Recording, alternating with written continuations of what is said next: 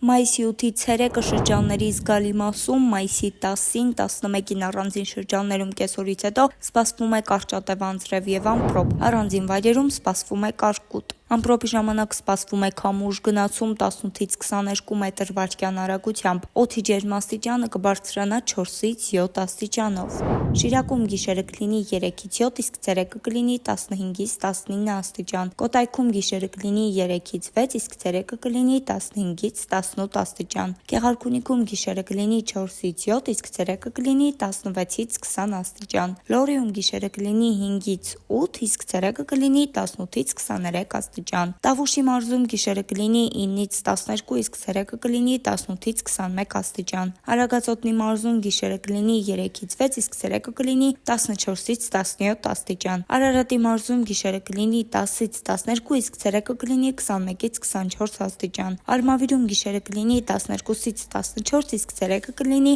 24-ից 26 աստիճան։ Վայոց ձորի մարզում գիշերը կլինի 3-ից 6, իսկ ցերեկը կհասնի 15-ից 18 աստիճան։ Սյունիքում գիշերը կլինի 2-ից 6, իսկ ցերեկը կլինի 16-ից 19 աստիճան։ Դե ինչ մաղթում ենք բարձր տրամադրություն, մնացեք Օրագիր Նյուզի հետ։